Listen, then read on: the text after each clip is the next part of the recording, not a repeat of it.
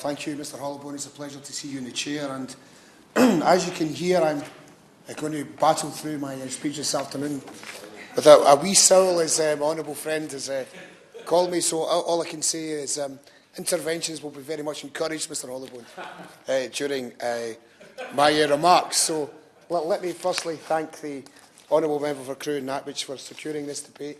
A very timely debate, given the game playing that we've seen over the last couple of days by the government. When we were here yesterday, I was expecting to address the Chamber, Mr Hollowborn, on the deal, and I found out that the debate was to be cancelled. But it's also timely as someone who yesterday was going to argue the position that I argued in the EU referendum, which is to remain and reform, because I do understand the Lexit argument of that the EU can sometimes be seen as a capitalist club, but I took the view then at the EU referendum, and I take the view now, that the answer to neoliberalism is not to leave for more neoliberalism and more deregulation, and I have a very real fear that that is the case, and I very much regret that the successive UK governments, but particularly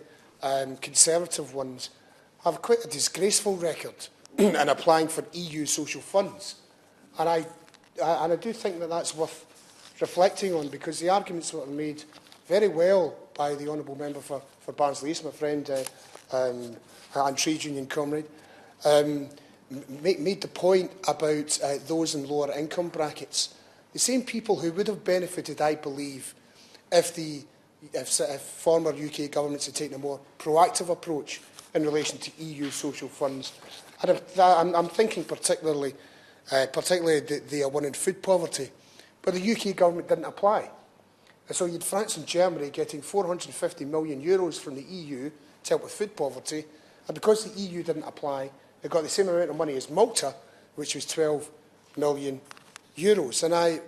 And like many others who've contributed to the debate, I have a very real concern that we could end up in a situation with the UK leaving the EU, signing trade deals that would make TTIP look moderate. And the debate is also timely in relation to the direction of travel the current government is going down in terms of public sector delivery and how it's managing the economy. We've already seen the collapse of Carillion, who were providing public sector services. I have previously warned here and written questions around the issues of Interserve, and it looks like Interserve are going to be the next Carillion. And we have the ludicrous position, Mr Hollowborn, where the current government are now discussing privatising veteran services. Now, this must be one of the few nations in the world that would even consider privatising veteran services. And of course, we know the present government's approach to when it comes to workers' rights with the, if I can correct my honourable friends from the Labour Party, the Anti-Trade Union Act, because that's what we should be calling it, the Anti-Trade Union Act of 2016, where the present government, having passed that piece of legislation, but forced to consider e-balloting, that almost 3 years down the line, that it's done nothing to help e-balloting for industrial action ballots. And why is that appropriate to this debate? Because if the EU referendum was conducted in the same rules as a trade union industrial action ballot, Brexit would not have been able to have been prosecuted because it would have failed to comply with the 40% rule, which the government insists on applying to trade unions in industrial action ballots. And I'm just going to take a sip of water if I can, Mr Holwyn. As no one's keen to intervene, I'll take a sip of water, Mr Holwyn. Thank you. As my honourable friend for Glasgow East has said, what we have seen over the last few decades is as Westminster governments leaving key Scottish industries and industries across the UK without support for decades, and a very real fear that we're now facing a Tory Brexit race to the bottom. We've seen, Mr Hollowborn, in decades where Thatcherism, as it was described, swept like a wrecking ball through the minds the steel industry, the car factories, shipbuilding and engineering, and oversaw the demise of many communities which had built their livelihoods around them. It was this government who referred to miners as the enemy within, and so often it felt that so many working communities that the same sentiment was driven towards them. I think their attitude to many of the communities can be summed up in that classic Proclaimers song, Mr Hollybone, Letter from America, Bathgate no more, Linwood no more, Methil no more, Irvine no more. Let's not forget that during that period between 1981 and 1983 was the worst recession since the 1930s, destroying 1/5 of the industrial base, doubling unemployment, and that was before the war that was declared on the miners. The Linwood car plant in Renfrewshire, which closed in 1981 with the loss of 4,800 jobs. Plessy Electronics in Bathgate closed in 1982. Leyland's lorry factory in Bathgate closed in 1986 with 1,800 jobs. And Ravenscraig Steelworks closed in 1992 with a loss of 1,200 jobs. And various Clyde shipyards wound down and closed, including Scott Lithgow and Greenock in 1988. And I'm relieved to find, Mr Hollybone, that someone wishes to intervene. I'll give way to my honourable friend from Glasgow East. I'm very grateful indeed to my wee soul for sitting down, and my question is in 22 parts, so you may wish to take a seat to quote the West Wing. But in all seriousness, my honourable friend is quite rightly reading off a list of those communities that were so utterly decimated by the horrific economic policy of the Thatcher government. But does he, like me, understand that there is indeed a clear correlation between a lot of the communities that he named and those that voted yes to independence in 2014, because they have realised that the only way that they can get fairness in a rejuvenated local economy is with its own government having the powers to take action on these areas?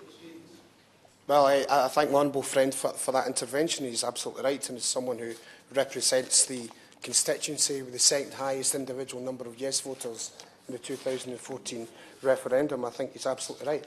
But why this is important, Mr Hollybone, is that European governments supported their steel industries against cheap imports, and they supported their industrial base during a time when the UK did not. And we have very real fears at the moment with the current government refusing to match Scottish Government funding for the Tayside deal in order to support the Michelin workers who are facing job losses. And it just goes to show that the nasty party tag is still alive and well in this country. The Scottish Government has had to intervene to help commercial shipbuilding on the Clyde with finding a new buyer for the Ferguson's shipyard. Scottish Government intervention in relation to securing a new owner for the steelworks, and allowing and amending after a campaign for the first time to allow a public sector bid for the rail franchise in Scotland, secured by the Scottish Government. And it is Westminster who sold off the public services. It wasn't the European Union, as was described very well by my honourable friend for Glasgow East. It's the Scottish Government who's pressing ahead with plans for a national investment bank and a public energy company. What we've seen is that, in terms of workers' rights, a passion of mine, being a trade union activist before I arrived in this place, is that it was the European Union who forced successive Westminster governments to improve those workers' rights. The 1992 EU Pregnant Workers Directive guaranteed women a minimum of 14 weeks maternity leave, and that forced the then Labour government to go further. It was the European Court of Justice who made clear that any discrimination towards a woman because of a pregnancy or maternity leave is sexism and should be treated as such. It was EU law that said that parents must be allowed to take 18 weeks of unpaid leave for work to look after a child. The EU's Equal Treatment Directive led to UK law banning discrimination on the grounds of age, religion or sexual orientation, and indeed that Equal Treatment Directive is helping many women, particularly in the public services. It's leading to many women applying for equal pay claims across the public sector, and I'm very grateful for that, because I should declare that I am a current equal pay claimant against my former employer. But I'll move swiftly on. EU rules adopted in 2008 say that temporary workers must be treated equally to directly employed staff, including giving access to the same amenities and collective services. And indeed, as we know from research, that 41 of the 65 new health and safety regulations introduced in the UK since 1997 have come from the European Union. Now, Mr Hollowborn, we in the Scottish National Party very much take the issue of tackling exploitative working practices extremely seriously, and we do oppose the Anti-Trade Union Act. We find that my honourable friend behind me for Glasgow East is campaigning for the UK Government to stop discriminating against young people and ensuring that they get a real living wage. My honourable friend for Glasgow South has an unpaid work trials prohibition bill. And indeed, I can recommend once again, Mr Hollowborn, the well-crafted and beautifully written Workers' Definitions and Rights Bill, which seeks to simplify the status of workers in law and seeks to eliminate zero-hour contracts. So, Mr Hollowborn, I do want to thank everyone who's contributed in the debate, and I would say that certainly we oppose neoliberalism. We don't see Brexit as a way to enhance that neoliberalism. If that's the case, it would be a disaster for this country, it would be a disaster for the United Kingdom.